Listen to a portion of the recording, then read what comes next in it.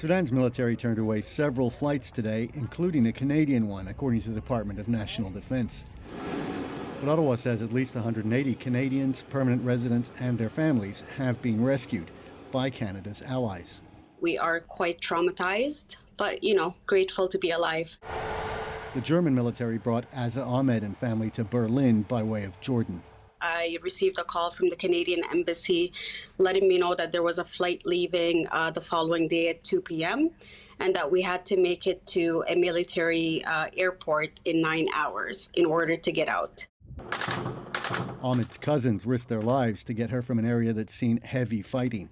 She hid her Canadian passport. It is quite dangerous for us to be identified as Canadians because we could have been held as hostages by the rebels. Canadian Armed Forces have 2 Hercules aircraft in the region now, and when conditions on the ground permit, they will then move Canadians out of the area. Canadian forces have also deployed about 200 personnel to a staging ground in Djibouti. Canada is looking at 2 possible sites for extraction. The preferred one, says the military, is just north of Khartoum at Omdurman Air Base. Another is Port Sudan on the Red Sea. But Port Sudan is a grueling 850 kilometers from Khartoum, and a UN convoy that traveled the road yesterday encountered 22 roadblocks. Ahmed says she cried tears of relief when she saw German soldiers, but she's less impressed with the Canadian government. The response could have been a lot better, to be honest. We were contacted on Monday, 10 days after the fighting started. Adding urgency to rescue efforts, a ceasefire between the military and paramilitary due to expire in just days now. These 10 days of violence and chaos are heartbreaking.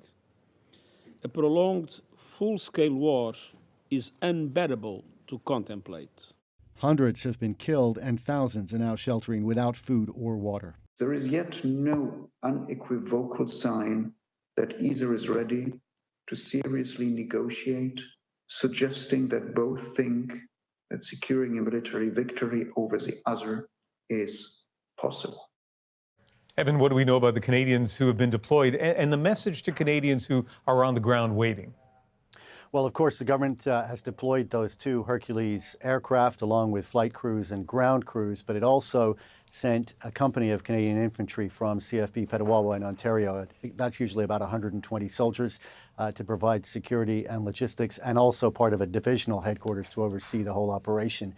As far as people in Sudan, Global Affairs is asking them, first of all, to register as Canadians abroad with that department, and if they want to be on an evacuation flight, to also go to their Request Emergency Assistance page and ask for it there. Thanks, Evan. Thanks, Ian.